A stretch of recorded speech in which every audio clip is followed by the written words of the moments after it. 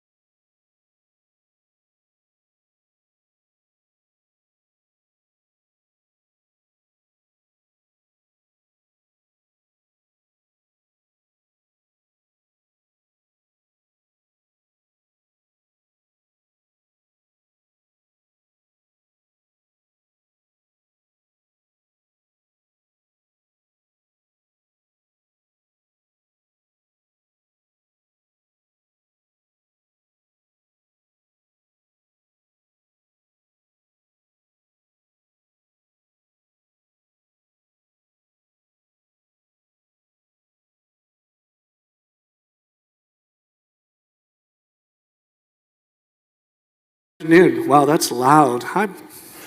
Thank you, Michael. Good afternoon and welcome to the Museum of Contemporary Art Detroit. Thank you for coming out today for this important talk. How are we doing? Everyone good? Cool. It is really an honor to be introducing the two men that are here with us today, Lee Quiñones and Jason Revok. I became aware of Lee as a teen in the 1980s, watching Wild Style on VHS again and again, and then also through borrowed copies of Subway Art, sort of the Bible that spread the good news about graffiti around the world. I first met Jason about 10 years ago through a mutual friend, Nick. Hi, Nick. And we worked on a project to put up black, white, silver, and red next memorials on the front and side of the museum in 2013. That said, I'd known the name Revok from 90s graffiti magazines, videos, and online forums. Both men, as you will see, have gone on to have highly successful art world careers, moving outside the realm of graffiti, continuing to be trailblazers for the upcoming generations of aspiring writers and artists. Lee Quiñones is considered the single most influential artist to emerge from the New York subway art movement. Born in Puerto Rico in 1960 and raised on the Lower East Side, Lee started painting trains in 1974 and would paint over 120 whole subway cars before shifting to a studio-based practice. Lee was instrumental in moving street art above ground when he created the first handball court mural in 1978. He first exhibited internationally at Galleria Medusa in Rome, Italy in 1979. Lee had his first New York show at White Columns in 1980, ushering an important era as the medium of spray paint expanded from public spaces to stationary canvas works. His work is included in the critical Times Square show, Graffiti Art Success for America at Fashion Moda in 1980, New York New Wave show at PS1 in 1981, and documentary number 7 in Kassel, Germany in 1983. Currently, his drawing and paintings, they've been shown at the New Museum of Contemporary Art, MoMA, the Museum of Contemporary Art in Rome, Seoul Art Museum, the Bronx Museum, the Museum of Fine Arts in Boston. As mentioned, he starred in Style Wars, Charlie Ahern's 1983 film, which served as the blueprint for burgeoning hip-hop culture. Lee's paintings are in the permanent collections of the Whitney, the MoMA, Brooklyn Museum, Museum of City of New York, and the Perez Art Museum in Miami. Born in Riverside, California in 1977 and entirely self-taught, Jason Revok is known for pushing creative boundaries that began in the street. Although his story begins with graffiti, the artist has spent the last decade focused on his studio practice and the evolution of process and concept. Refusing to be limited by his early recognition, Revok has constrained the elements from graffiti culture to transition to his contemporary work using modest materials and industrial tools, ingenuity, and his name, but his proclivity towards minimalism and post-painterly abstraction has become the driving force behind his practice.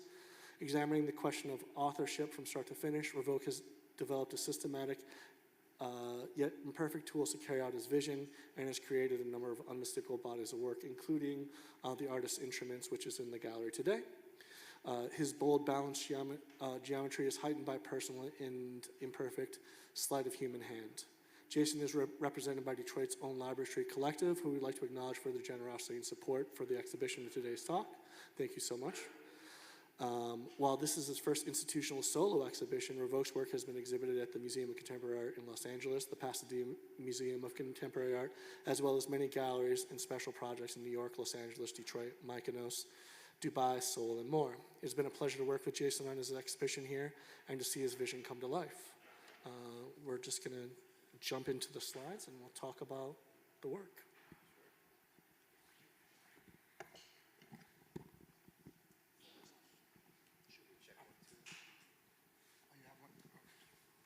One, two. Oh, yeah. Before you on the screen is one of my early drawings from full color drawing, schematic drawings that I created in 1976, 77.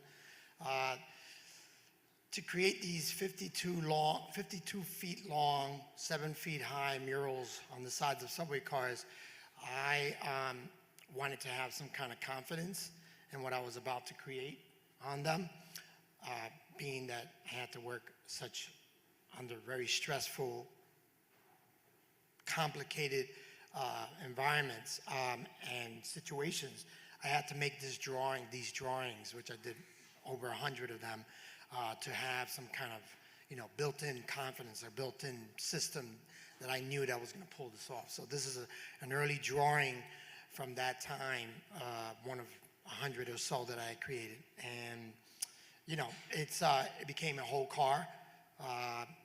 The drawing now is in a private collection, and it's one of my prized gems. I kept a couple good gems after that, but, it was beyond, it was the practice of making these drawings that I felt that I was involved in something bigger and more important than just the graffiti movement. And because I felt that I was doing something, creating something that was going to be sustainable and have a long, elastic life by creating these drawings. And so this is called Hagar the Horrible, very much influenced by comic book art, science fiction films of the time, animation. So instead of the name just being the name, I wanted to create like what I call a visual narrative around the pieces, so that it could bring attention to the name, but it could also bring attention to either social, political, thoughts and ideas that were going through my head. So, Awesome. and this is a drawing I created in 1977 when the real blockbusters came out. They call everything a blockbuster today. I'm like, no, you got it wrong. Blockbusters is when people are busting up the block to get into the theater, all right? So anyway, this was a drawing that I created that I was going to do on a whole car, two cars that are connected forever. They call them married couples back in the day. They were coupled by a solid beam instead of a coupler that can disengage at any time. So I was going to plan to do this on two cars, and for whatever reason, I didn't create it on the size of two cars. I created it in the living room of my mother's apartment. So ceiling and everything. So you can just imagine the impact of that film, Star Wars, that just was like so ahead of its time, groundbreaking, avant-garde in some ways, that just like compelled me to want to create this. I'm only sorry that I did not create it on two subway cars. It would have been amazing. But what I am very happy about, that the painting has had quite an interesting trajectory. It stood in my mother's apartment for years, in between Chinese menus and, in back of a closet. And when I finally brought it out, it's kind of like new news. The people at George Lucas's museum got a hold of it and said, wow, we'd love to have that. And that's where the piece is now. And I'm so proud that it's made that journey from my mother's apartment in the Lower East Side to a museum in California. Anyway, yeah. This is an example of a whole car, top to bottom masterpiece. It's it's not so representational except for the fire-breathing dragon, but it's more sort of like almost like a visual sculpture to me. It's kind of minimal. It's just blatantly on the side of the car so that it could be seen from 5-6 blocks away. You could read it like if it's right in front of your face. You're looking at this thing that's moving in and out of spaces in the burnt-out Bronx and Brooklyn. So this is just to give you an example of what these cars looked like back then. And some of them were very elaborate, and some of them were very minimal, depending on the logistics that you had to plan for, which is that subway yard hot? Is it being overrun by other graffiti writers that are restless and maybe a little delinquent? I was very quiet. I was the alley cat because I wanted to keep on doing it. I just felt like it was something that I needed to purge. So I protected. I have a saying, don't shit where you speak. Don't talk what you do if you want to protect it. Just keep it close to your chest, and it'll make its debut when it's ready. So anyway. This is an example of one of my handball court murals done. This one was done in 1980, but then it was I refurbished it, sort of like retooled it in 1982. This was outside the schoolyard of the school that I failed at,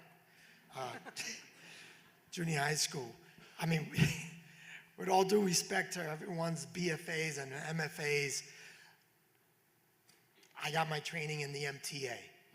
You know, that's where I ground my teeth. And, you know, this was a groundbreaking piece because it not only brought the whole movement out of the subterranean tunnel system, and brought it up into the street level, but it brought up a whole new audience that was now all of a sudden presented with this art for the very first time. So I think a lot of people in this neighborhood probably thought that they didn't have the privileges of looking at art or being confronted by art. And even the people down in the subways, 4.5 million of them per day at that time, they didn't expect that these things would come out of the dark, painted by some young soul through the night. So this was my message. This was one of the walls. It's not the first wall, but this was my message of that this movement, I, as an artist, have arrived as a conscious soul that, you know, I tinker and I'm a critical thinker and I like to just address issues, you know, social issues, political issues, even silly issues that revolve around life, what we call life. So this was, this disrupted the whole school for almost 2 weeks because people were totally in awe. There are photographs of many household name artists that made a pilgrimage to this wall because, as Keith Haring had told me one time, how did you do that? And that's when I realized, like, it was such a groundbreaking thing. That I was like, it's a wall that's like 25 feet, 20 feet high, or whatever, and 30 feet long. I joke about it. He was so sweet. He said, how'd you do that? I was like, Keith, you get a ladder and you get some cojones, you know, and just get some paint and just go at it. So that was the beginning of his trajectory, his journey into creating his iconic wall messages, crack as whack walls, which were very much needed at that time. Anyway, this is like the very first experimentation in color, depth of field, shadow, light sources, darkness, even color palette from the obvious yellow, orange, red, black that we needed to do in a very dark, austere environment like the subway tunnels. And here I'm above ground with all the light in the world, very vulnerable, doing this in the dead of night and changing the whole palette. So, anyway. This is years later, a painting I developed. Interesting story about the way I approach most of my paintings, but not all, is that I'm always trying to keep my finger on the pulse of society and what's revolving and evolving around me. And the short of it is, I bumped into my dear friend Debbie Harry at a party one night in the West Side, and I looked at her and she was in a deep, like, transformative, whatever, like dreamscape. And I said, hello, Debbie, and I think she didn't even say hello back. She was in some other world. And I walked out of the club, got on the subway, which I still use to this day, and it was an empty subway car. Most of the train was empty. It was late at night. And there was this girl there sobbing. And she was sobbing her eyes out. And I sat right across from her instinctually because I was like, should I protect her? Should I help her? And I didn't want to say a word. I didn't want to say one syllable to her because I felt intimidated myself that she probably thought I was coming on to her in a very vulnerable state. So I just watched her cry her eyes out. I said, broken heart, someone died, she lost, you know. And I didn't have the courage to step up to her and say, can I help you? Is there? And she finally, the train started picking up passengers. She finally walked out, and I was stunned. I didn't even want to look at her as she walked out. And I just stood there thinking, like, wow, could I have? And I would go back to my studio the next day, And I start to listen to a Stefan Sondheim track, Sending the Clowns. And it's the story about lovelorn and not having love in your life, and maybe taking your career or whatever it is that's the first love of your life before the love of the people around you. And it just came to me. The painting came to me from those different dots that I connected. I'd done a few nights before to make this painting called Send in the Clowns, and using Madonna image, Michigan's own Madonna, and a subway car. And in the background, those are actually small little photographs of a little boy and a little girl looking through a window of looking at cookies or cakes, and she's saying, "This is so great. We're gonna be in love." And he goes, "Don't get it twisted." So it was like sort of like that kind of like juxtaposed between wanting love, needing love, not having love. Anyway, and this is sort of a, I'm so happy that I came to see the show before, because sometimes people think alike across you would think across the aisles in Washington, you would, if you're on the right side of history, that people would think straight, but, at least artists, for the most part, think the same in different ways, but also the same. And this is what I call the tablets. Over the years in my various studios that I've had in Brooklyn, I've just found that painting and testing my spray paint and my ideas, I would just write them on the walls, just instinctive to do that. So when I left the studio, I would cut the walls out. And these are basically my soundboards. Over time, titles of paintings, ideas, poetry, whatever it is that comes to mind, along with the spray paint that's unconsciously creating itself as I'm painting a real painting, and then I find that the wall is actually more interesting sometimes. So it's sort of like what you were saying earlier about the drop cloth paintings in their natural state, which are beautiful pieces, that is happening on its own, under its own power. It's creating art. Art is creating art. And it's like a residual drop box, and this is sort of like taking a point of takeoff, like that leap of faith, like test the paint. It's coming out straight and narrow. Okay, now go to the canvas. Because you only get that one chance sometimes to do one effect with spray paint. It's a wild animal. And this is another one, counterfeit entitlement. Entitlement makes for a brittle society. Just things that come to me or I hear and I put together in songs from songs, and just a sort of testimonial piece in a way, just speaking, reflecting on society. This is a drawing that I made called Utica, and it's based on a true story where I came really, really this close to seeing Elvis, as they say, and he was still alive at that time. But I won't get into the story, it's too long, but I came this close,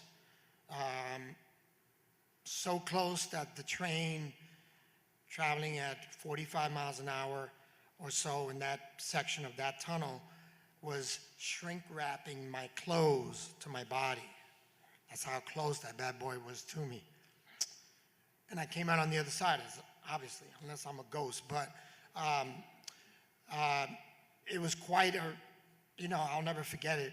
Obviously, I never took a photo of me almost meeting my maker or whatever, or taker, but I had to paint about it just as a series of paintings that I'm now utilizing. My 14-year-old son, who is the same age as I was when I started painting trains. This happened when I was 16 years old, almost happened when I was 16 years old, but I'm using him as my model now in a series of paintings, revisiting that time. Yeah. Now, here's a piece that I wanted to bring out of the archives to show Jason specifically. So on this car was done in 1974, maybe 75. There was a gentleman by the name of I-N. He single-handedly put his name on almost every subway car in New York City back in the early 70s. I-N. He was one of the fastest, most rapid enamelists that I knew.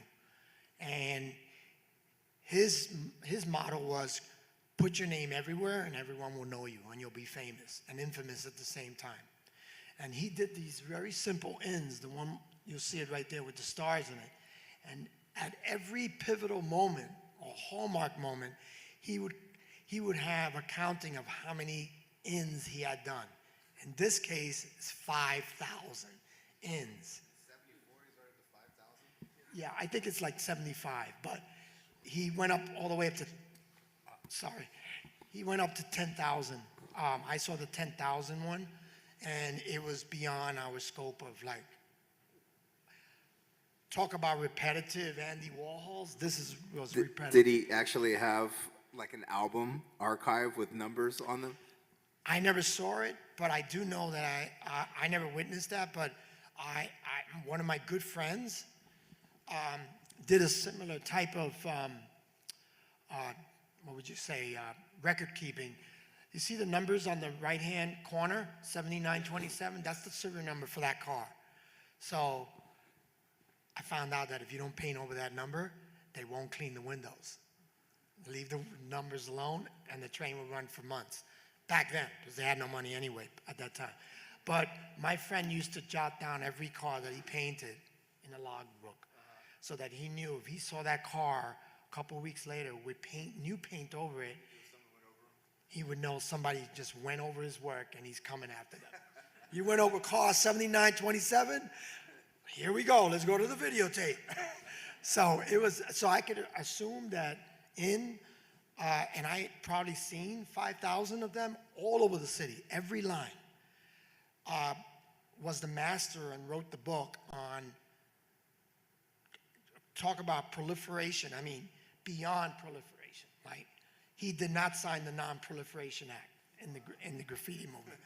So anyway, so I wanted to bring that up because the whole Mondrian, like almost similar to Rothko in some way, the celebration of that 5,000 car, along with his boy, All Jive, I love that name, All Jive, 161. He painted this car that reminded me, when I saw your pieces, I was like, wow, that this guy was actually aware of certain. I was wondering, when I looked at this, I was wondering if those like color field kind of blocked out areas in the background were remnants of something that existed before that they went over. So this is a whole car. They painted that background in like that. Right. Oh, wow. Yeah, he painted that car. I remember seeing that car. It was pretty fresh. The windows were already cleaned off, because you got to be able to see out the windows. I wonder if that was like a conscious design choice, or they were doing it just to block out tags behind it. I think that's a conscious design, like a festive like statement going, I'm every color, I'm all city, that kind of dominance of like plastering your name everywhere so that you cannot forget I didn't realize they numbered it the 5,000 right there. Yeah, number 5,000. So I mean, it's pretty ballsy to say, hey, I got 5,000 pieces running, catch me if you can. So he was very slippery, he was very swift, and there's a lot of controversy around him. I got to meet him, I saw him paint back in '75. Yeah, so I mean, it was pretty phenomenal that he had created that concept. It wasn't just like blatant, like I'm gonna put my name everywhere, I'm gonna create a brand. And it's phenomenal, and I always joke about this, but back then, this was the Instagram of the city, which meant the world to us. Like when I first saw Inns, I was like, who is he? And where does he live? And then I went to his house, and I knocked on his door on a Sunday morning, and his sister slammed the door in my face. Boom! I was there like 8 o'clock in the morning, wanting to meet him. And I met him, and he was a Puerto Rican kid. I was like, oh, we both had afros. I was like, this is the guy? So, just think about that visual, like you're You're painting somebody before you're painting somebody, their demeanor, everything about them, even before you meet them, through these colors, through these names and these surnames or whatever. And it's pretty incredible, like that identity that comes from an identity crisis to create this moving, possibly the first moving objects of art in history, correct me if I'm wrong, but in a metropolis like that, that someone in the Bronx could see your work and say, I want to meet that guy, and he lives in East New York, Brooklyn. So it's pretty, so I call it Insta-damn, look at that car, you know. But that's what we said, like, yo, that, you know, it was such excitement revolving around these celebrations. And when you saw this, you was like, this guy is really bringing it to the next level. And it was those kind of influences that just drive us all, right? Someone else pushes the envelope. So anyway, I wanted to bring it up as I just thought. Thank you. Yeah. And this is a recent, this is one of my favorite artists. Now, this is by the name of Odili Ordita. He has a show at the James Cohen Gallery right now. I'm at James Shaman Gallery. And I just went to the show about 2 weeks ago or so. And this guy is fixated. He's a professor at, I should remember this, in Philadelphia. He's a young soul, and he's a big fan of the whole graffiti movement. That's incredible, like when you touch other genres or other movements. And I've always looked at his work as they're finished works because they're so finely, they're precisionally, those points are so precision when you come next to them, and yet they're not.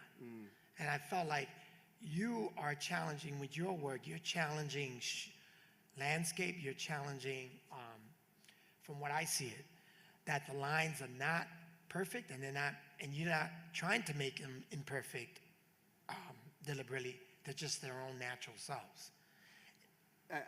One of the, I think, I'm not sure if it was consciously in the beginning, but you know, you're in this room, you know, for hours and hours and weeks and months and days on end, alone, you know, by yourself with your work and your thoughts, and obviously it's very like introspective. You start, you know, revisiting a lot of things and really kind of figuring out who you are and why you do things. And I think that I've come to realize that, you know, because I never approach painting, pursuing painting as we know it. Like for me, I came to like an art making practice through painting graffiti. You know, my life was revolved around, it was like solely centered on painting graffiti for almost all my entire life. That was all I was really concerned with. And through that process, so, you know, through the experience of doing that, I came to understand art on my own terms and was interested in making art through that kind of portal. And the reason why I'm saying this in relation to what you're talking about is, you know, you're talking about the line quality or whatever. I think that for me, painting graffiti for me was I was always chasing like this like perfect craft.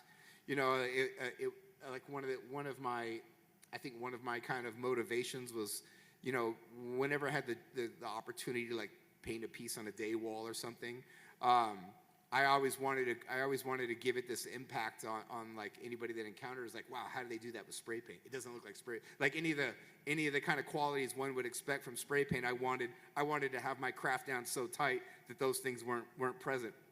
And as I've transitioned and been making work in the studio, now I've almost flipped that on its head. Now I really want to embrace the chaotic kind of imperfection of spray paint.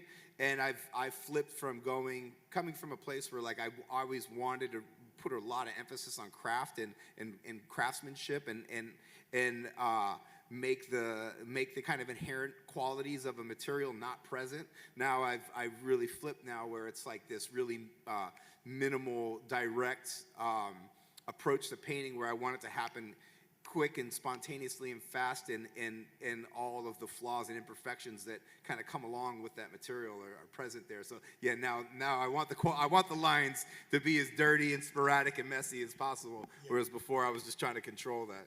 Yeah, I mean it's like, so you know, spray paint is, I've looked at it this way. Spray paint is basically like trying to land excuse me, the lunar module on the moon, right? It's like, it's pressurized, right? It's the contents under pressure. You're never really touching the surface, though you can. But you're just hovering above the surface, whether it's an inch or, you know, as they say on the spray cans, get 6 inches away. You'll make a mess like that. Trust me, take the leap of faith. Get close and get fast. But the can never really, you're never applying pressure to the object or the canvas. You're, as opposed to, compared to a pencil where you're applying pressure and you're trying to make a linear, Get that feedback. Yeah, through your body, right? But the spray paint, you're sort of like floating in space. You're lost in space. And you're taking those leaps. So because of that, especially in that environment of like 4.5 million people that probably hate your guts are looking at it, 50,000 peers of yours that are painting alongside with you are saying, dope, cool, accepted, arrival, all these things that make you feel that you're part of a society. You've breached the theoretical limitations that people put on you, because of race, because of all kinds of things, and you've perfected a craft to be superhuman. And like you, I kind of exhausted it. I was like, I don't need to be perfect, because at the end of the day, you know the old saying, I can't draw a straight line to save my life. There's no such thing. None of us can draw a perfect straight line across, because then that shows me that you're kind of like passed on, because when you see a heartbeat, it's like you're done. So to be perfect is probably inhibiting to a certain point, but it's almost like you want to destroy it to save it, to bring something out that you don't have control over, like you just said, but it kind of gives you a feedback that comes in a very organic, natural way. And that's the way I look at the paintings that I hate to love and sometimes love to hate. When I'm destroying them, I'm like, I know you're in there somewhere. I'm knocking, sometimes weeks. I'm like, come on, answer the door, and nothing's coming out.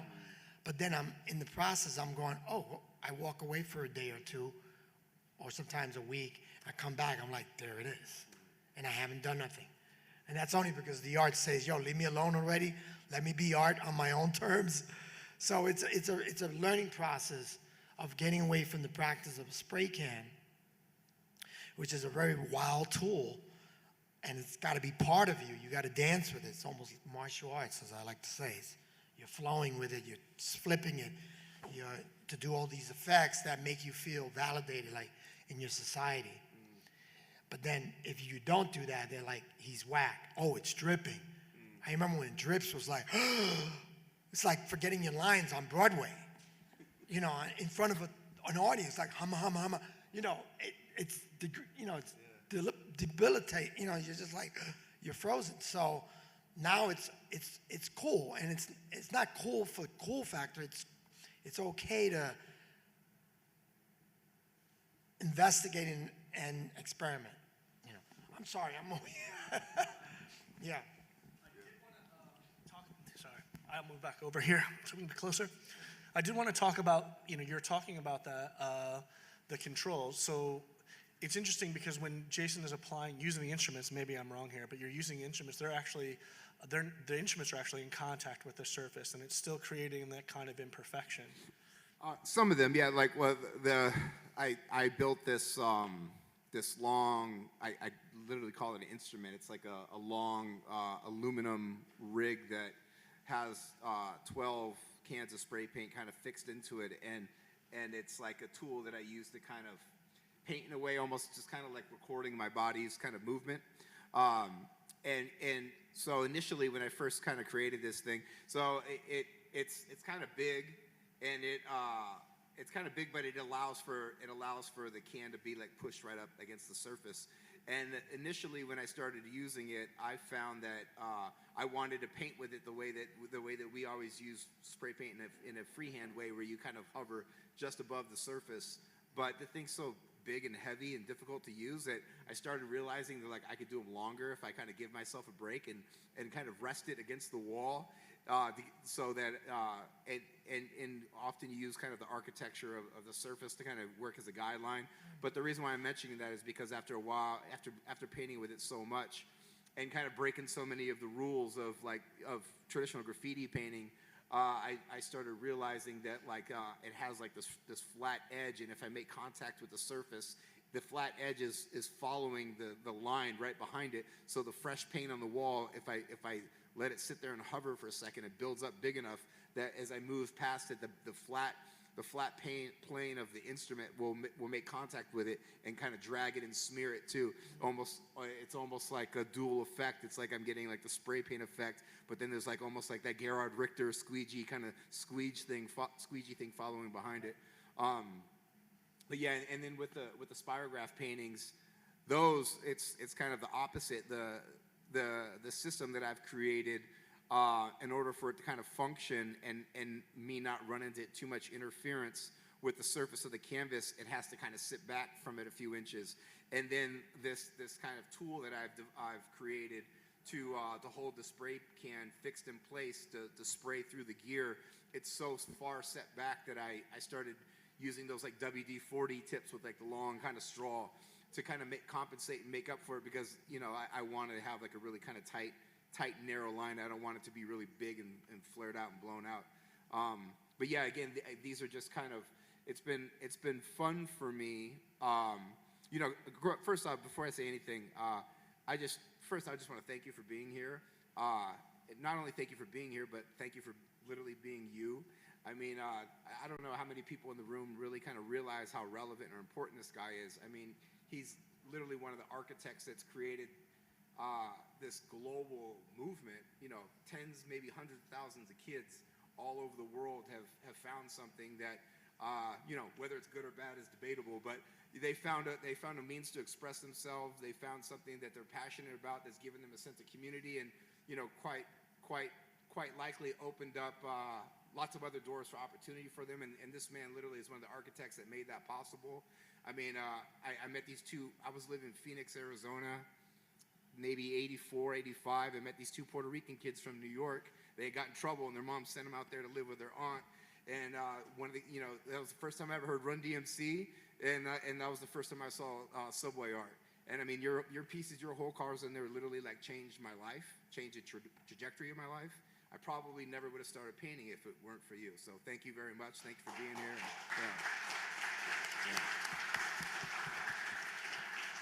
I forgot what I was going to say. I just was dying to get that part out. What were we talking about?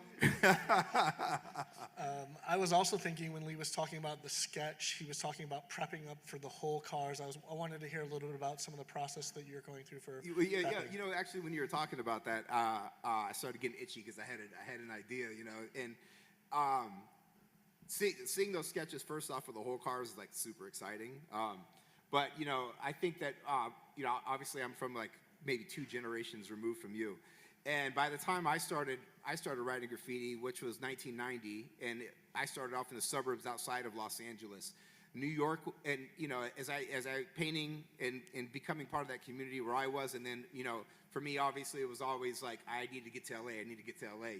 Everybody that was like in my immediate environment that were my heroes and my idols that I looked up to, all those guys were in LA. But New York had such a large looming presence over everything. Obviously, like the birthplace, you guys invented everything. You invented the movement, you invented the language, you invented it all. And we were taking all these tools that you guys had created and trying to learn how to use them, and then create our own identity out of that. And as I started kind of realizing myself and realizing my craft and getting better and getting more confident and meeting other guys that were like-minded or that were much more developed than myself, the New York presence was so big and so intimidating that a lot of us, as a response to that, almost kind of rejected it. Like hearing you talk about your sketches, one of the things that my friends and I, that were kind of like-minded guys like myself, we're all part of this crew.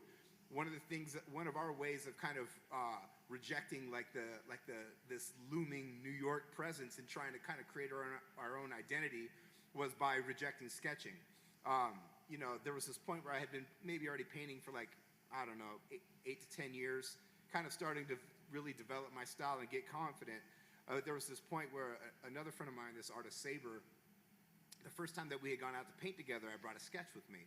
And he was like, "Man, what are you doing? Why are you bringing that?" And they had just torn down this like warehouse on Sunset Boulevard, and like there's this huge open lot in the corner of Sunset and Vine, and there was like a fresh wall never been touched before, like right on Sunset Boulevard. I lived around the corner. I'm like, we have to do this spot. So we go to do this, and I'd drawn out like a block letter to do it. And he's like, "What's wrong with you? Why would you bring a sketch?" And I'm like, "What do you mean?" He's like, "Man, that's old school. That's what New York writers do." He's like, he's like, in LA, he's like, MSK and AWR, we don't paint like New York writers. We freestyle everything.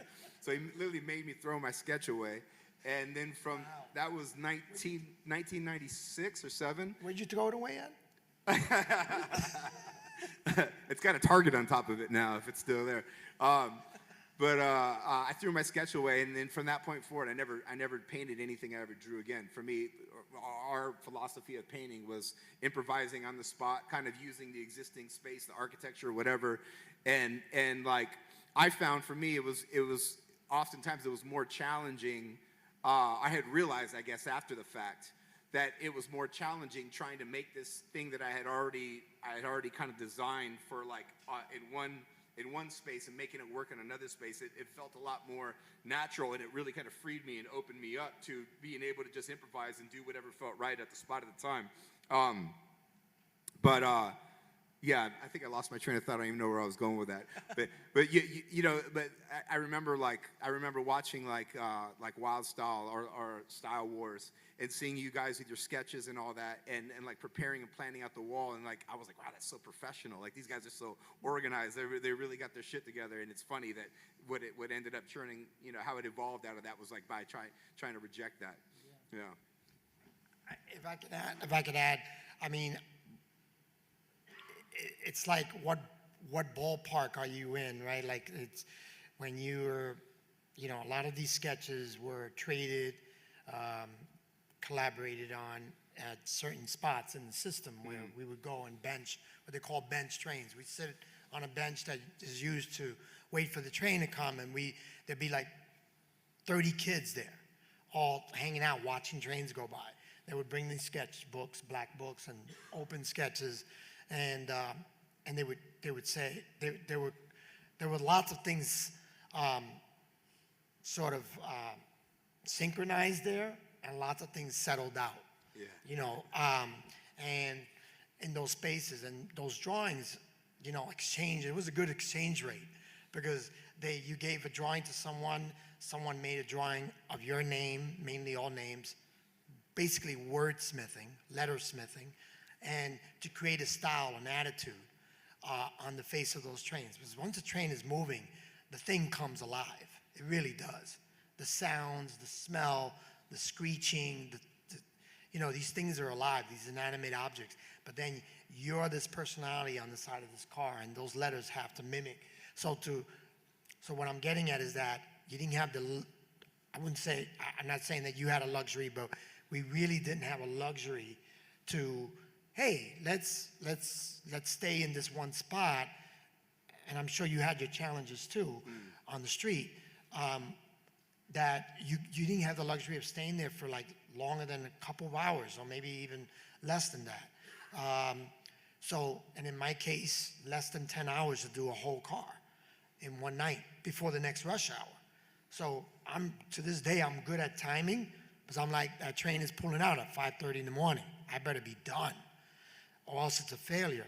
So I had to have sketches, because those are the preliminary walkthroughs in my mind, and it was challenging to take it from one scale to a huge 50-foot long scale that's going to move. So everything is projected on that drawing, but then it's projected on that train. So you had to, and there was a lot of improvising going on too, because it's like, I slipped and the train is now pulling out in the middle of the night. Train is pulling out and you're still painting it. Or the cops are raiding, you get a full-scale raid. Or other graffiti writers come in. And it's like, I can't show them. As for me, I was like, I'm out of here. So there was a lot of improvising and reinventing, and you just had to feel like you had finished a piece, and that's why those drawings were very, very important. But it gave us a template on how to go through the process of creating something not only in your head, but something that could be preserved beyond the ephemeral, like the fact that those trains were going to be cleaned or never seen again or taken out of service. So all these factors pulled together to create that person and their practice on how they also, it's a little showboating, like, yo, check out what I'm doing tomorrow night. Like, yo, you want to come with, lots of, so it was all part of the act of the creation, the process. And I'm glad that I kept all these. Someone asked me one time, wow, Lee, what made you, I was like, okay. They said, what made you keep all those drawings all these years? And I was like, dude, it's art. Why would I throw it away? Why would I throw my own creations away? Something that I'm really proud of. It's a record. It's an actual blueprint to something I did that's not there anymore. So the fact that I still have them, it outlasts everything. It outlasts my own life. So of course I kept them. So, but I understand like the wanting to challenge yourself and create something out of your head straight right there under the conditions that you're under in. And that's challenging in maybe in similar ways too. Absolutely, yeah. So one of the things that I see, or some of the things I see in the work, is repetition and color. We talked about the color a little bit. We want to talk about that, yeah.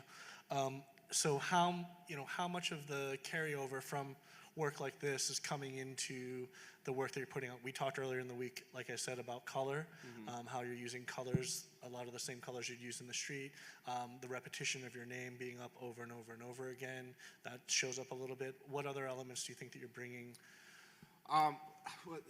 For me personally, I think that so much of what I've done, the mentality and the kind of prerogative of graffiti writer is so heavily embedded in kind of my approach to work that it informs and affects everything. I mean, something as simple as color. I came to painting in this way where you're trying to make something in public space. You're competing with like so much visual noise, whether that be from the city, other graffiti, people moving through an area really fast. You need to make your work really bold and stand out and command attention. Colors that are present for like road construction or for signage. Fluorescence, red, orange, yellow, high visibility colors that kind of scream at you and try to create this communicate this sense of like urgency or caution or whatever. Things that are, colors that are designed and used in a way to like grab your attention and stand out and competing with all this other visual noise.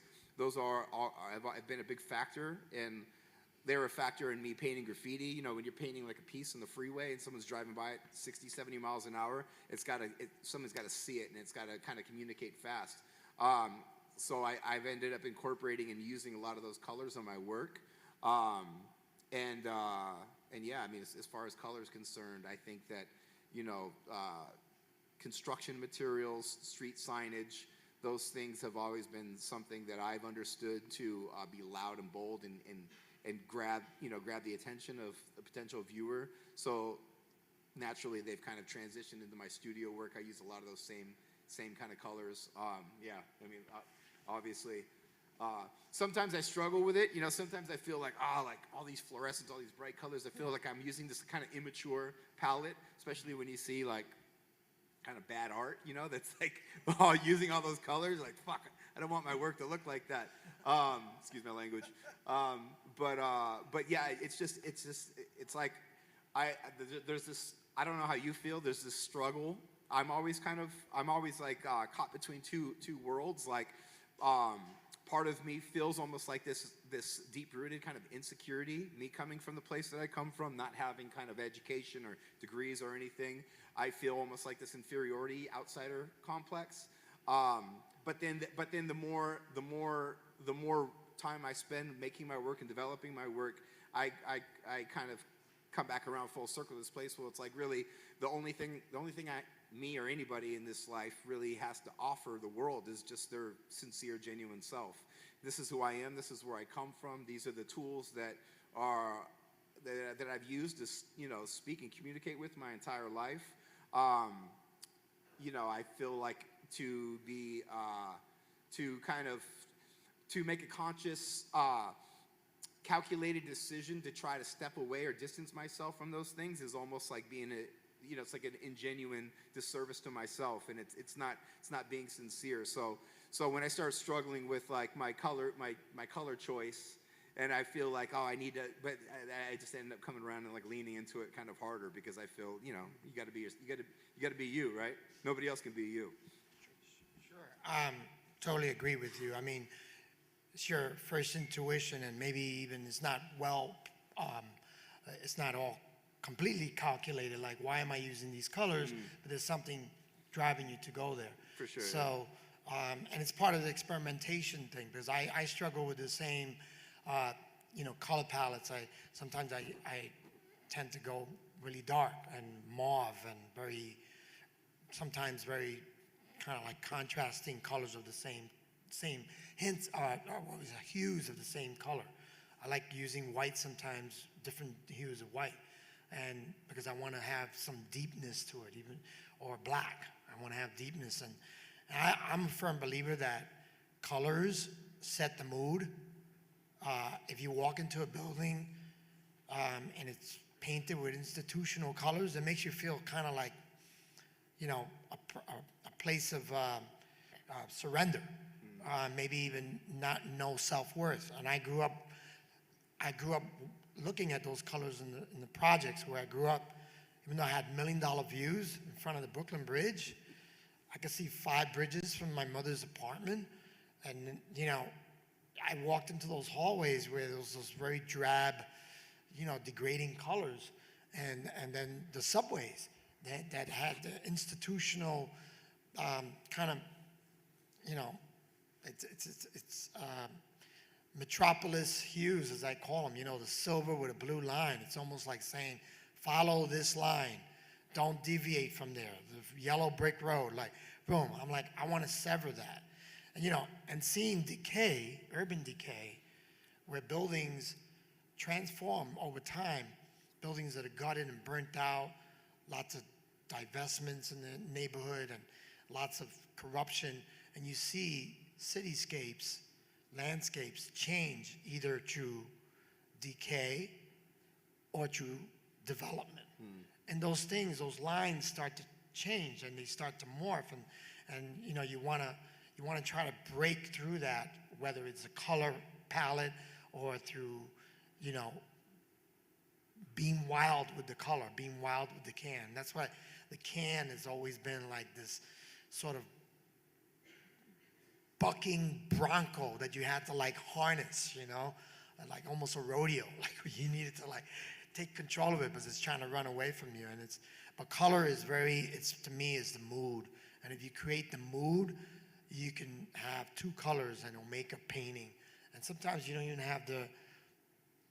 may not even have the authority to say, yo, this is dope, or it's whack. You got to let the audience look at it and get something out of it themselves, something different possibly, right? Sure. So, yeah, like I said earlier, we were painting in dark subway tunnels, not knowing what was going to be the outcome, and we painted with very brilliant look-at-me colors. And I think the luxury moving into the studio environment, I'm like, I'm the biggest critic of my work now. I suffer with it, and I go back and forth, and sometimes they're great days, and sometimes I'm like, I feel like I should start selling Avon products or something, It's real. It's really real. And that's when I know, or I try to talk myself into like, hey, I really don't have anything to say right now. I just don't. And that's okay.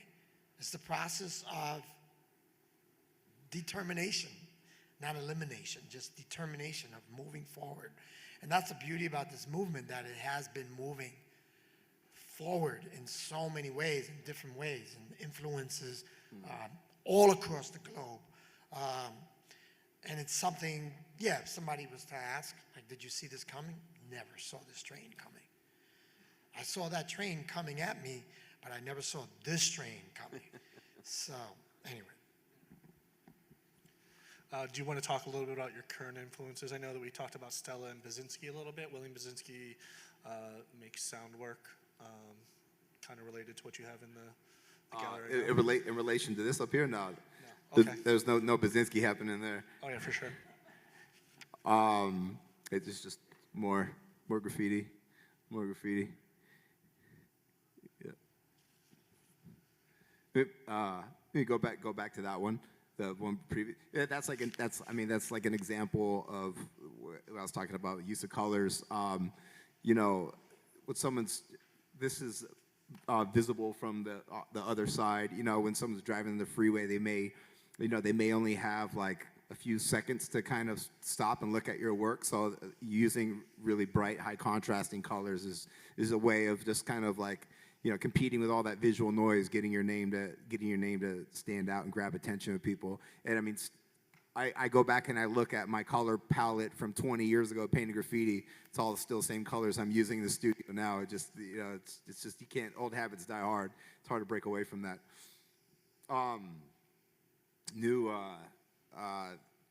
So talking about Basinski, those in here in the large room with those massive loop paintings. Those paintings are kind of an homage in a way in equally to two different artists. Obviously the Frank Stella, those square paintings where he just paints these repeating bands that kind of mirror the surface, mirror the shape of the object. They're both, I've always saw those as like, they had this like really kind of calming, meditative quality to them that spoke to me. And I first encountered Frank Stella's work here actually at the DIA, and I saw those massive paintings there, and like I really connected with them. There's a language present there that, you know, feels very natural, intuitive to me. And then I later became aware of this the sound composer, this man by the name of William Basinski, who makes these sound compositions where he basically, like, kind of similar to like kind of the birth of hip hop, foundation of hip hop. You know, you take a, you know, whatever 6-8 second kind of drum break and loop it, and then that becomes an entirely new kind of sound composition. He would do something kind of similar where he would almost sample like a piece of classical music. He would re-record it onto like analog like tape, and then he'd find the section that he liked, this little phrase that he would like, and then he would physically loop that tape back onto itself, and it would play over and over on a reel-to-reel.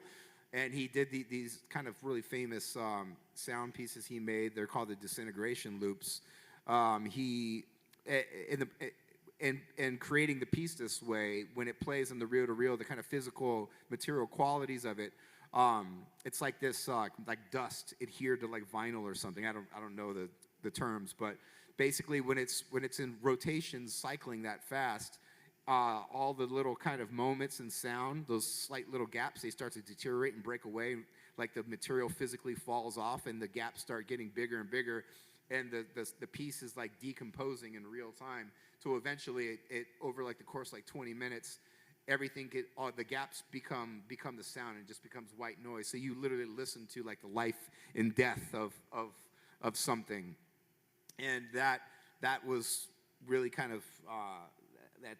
You know, I connected with that. I thought that there was something really kind of there, and I wanted to kind of, in a way, recreate that idea, but in a physical way through painting. So I kind of started exploring some of those same ways in which he went about creating those for sound, but creating a physical object, trying to kind of embed a phrase in a physical object that was kind of ephemeral in nature, and it wasn't static. Through, you know, all these different elements, through pressure, through saturation, through in between the breaks in the fields where I have to wait for one field to dry before I can start the other field, I have to soak it in paint thinner, and that makes all the materials kind of break down and change and act differently. So it's the idea with those paintings is there's a set phrase, there's kind of a predetermined pattern, but that pattern is constantly shifting and morphing through the cycle of creating the piece. And I create kind of a unique tool for each one of these pieces, and then I destroy it after it's done. But that static phrase is constantly changing as it's going through its life throughout the cycle of the completed kind of circuit. And yeah, I don't know if I answered your question. I feel like I haven't even. Has anybody even heard me? I just realized I have this mic very far from my face. Hopefully, I haven't been speaking to like the front row the whole time. More graffiti. More graffiti. Lots of graffiti. This is So painting. I spent 30-something years of my life like actively painting graffiti all the time. I painted that means painting my name over and over and over and over and over, which is cool. But after 30 years, that shit can get a little dull and redundant. I owe everything to graffiti. Sometimes I get sick of it, and I want to divorce graffiti, but just can't. I created this tool as a way of trying to revisit like that moment when I was like 13, like I think I was 12 or 13 years old. Like the first time I literally, sorry Harper, don't ever do this. I literally like stole a can of spray paint out of my neighbor's garage.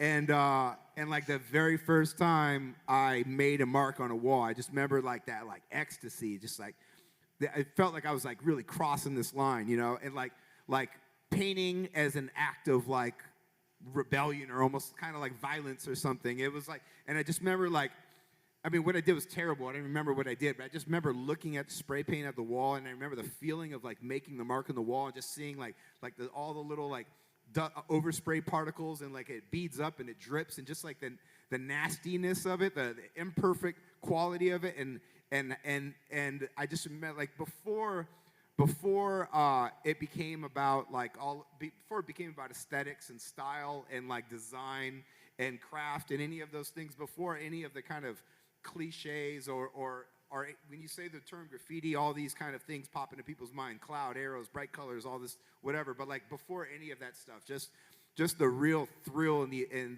act, like little ecstasy of like making that mark on the wall and how exciting it was. I wanted a graffiti had like undergone all these different phases for me, and it had become, it started off as one thing and it had changed and turned into something completely else for me. And I wanted to go back and paint in the street again, almost like with fresh eyes and a fresh experience. I didn't want it to be about any of those things that it's turned into. I wanted to almost kind of, I don't want to say buck history or something, but I wanted to just go back to like absolute basics and go to just the most simple, rawest, purest form of it. It was literally just like making a mark on a wall. And so I created this tool. Not initially, it wasn't my intention to make works in the studio with it. I just wanted something I could use and be excited about, to go in the street and do graffiti again, and have it be something kind of totally different and new. And so that's why I created this tool. And then in doing it, it's like you make this thing and you're like, I'm in the studio all day, and it's like sitting there and it's like screaming at me, like, come on, you want to use me, can't go out every night. So I just started practicing in the studio with it, really with my only motivation was like to get better at using it so I could do better stuff in the street with it. But after a while, you start using it over again in the studio, and then, I'm like, oh, these are kind of starting to like be interesting, it's starting to be good. So like this large painting in here in the room, I think that's the best painting I've ever done in my life. I didn't create this tool with the intention of ever making works like that, but in doing it and using it and getting better at it, it just naturally kind of was born out of it. But yeah, that in reference back to that slide, I did that in Minneapolis 2 years ago, and it's still there. It's like right next to it's like downtown next to like a college. Like I got lucky. I don't know. That's one of those times you like win the lottery. I painted that street. I literally chose that spot, not only for the location, but I assumed I'm going to come in the morning, get a photo of this, and nobody else is going to have this photo. It's going to be gone. 2 years later, it's still running, so go figure, yeah.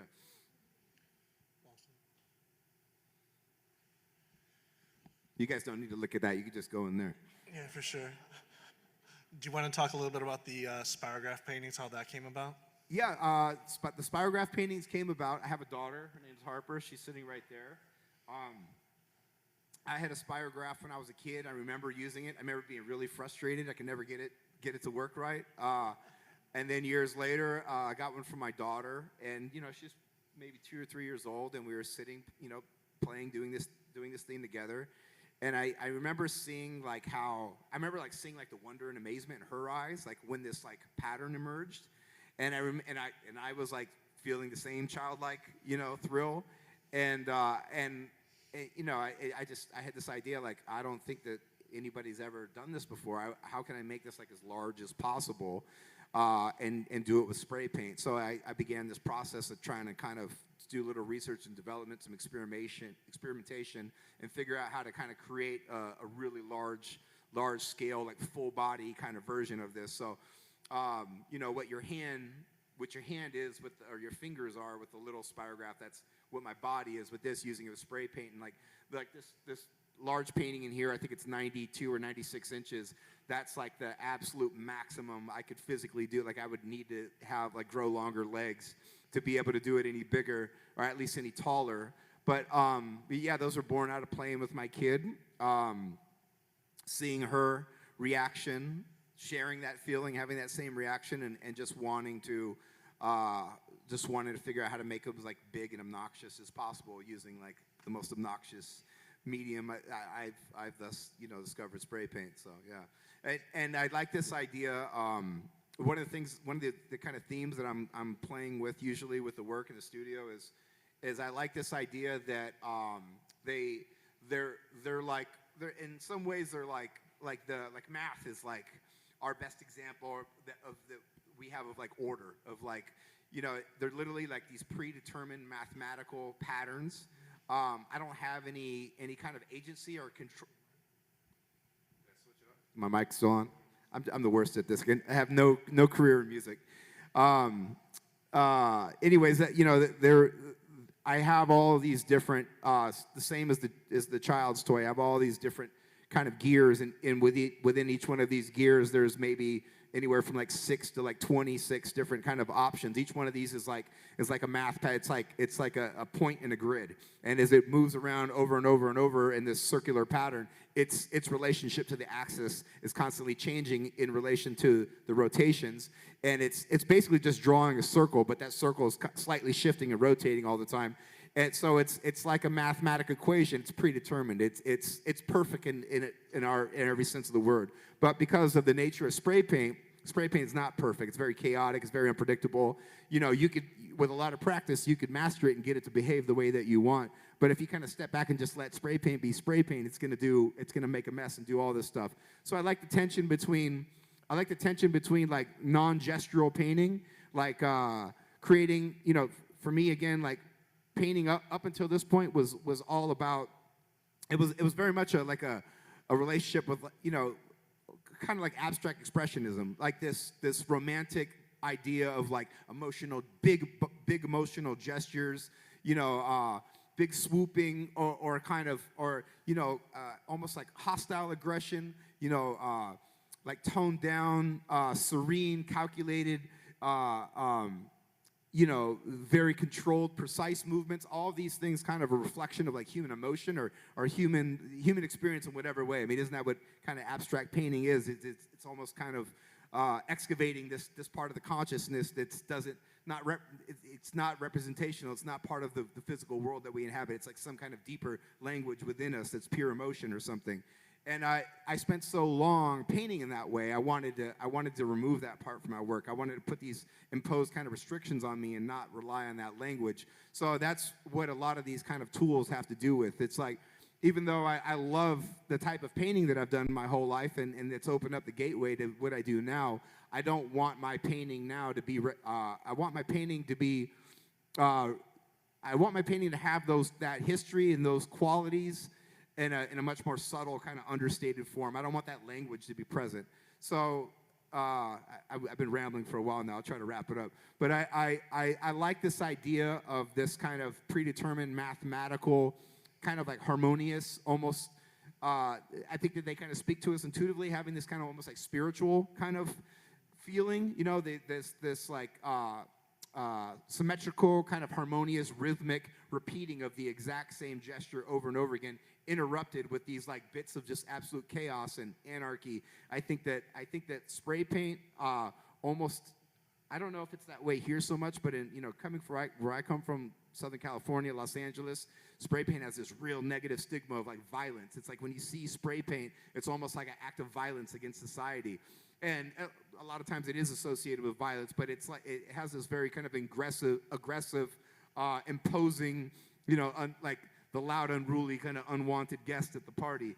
And I like pairing that with this really kind of rhythmic, kind of mathematical, predetermined organization, where there's this tension between the two things. Because I mean, isn't that what we're all living? Is everything is like, as much as we try to create order, as much as we try to create situations where like everything's safe and we know everything's going to be okay, we're constantly faced with the reality of you can't account for everything, and control is an absolute illusion.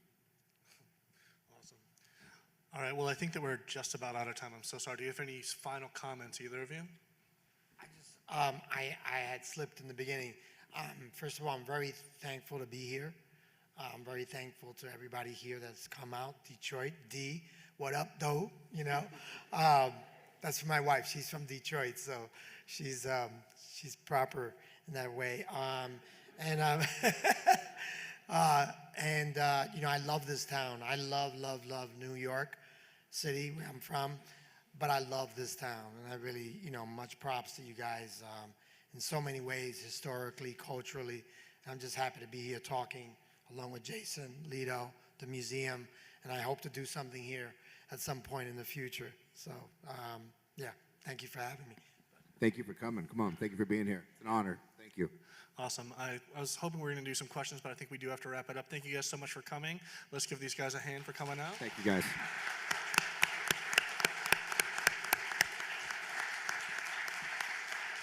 There's a bunch of programs coming up in the next month. Come out. They're advertised on the front screen. And thank you for all your support.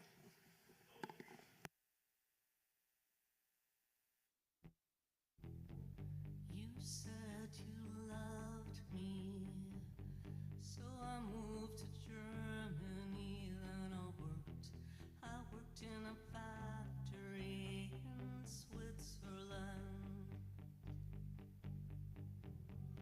We played in the sky.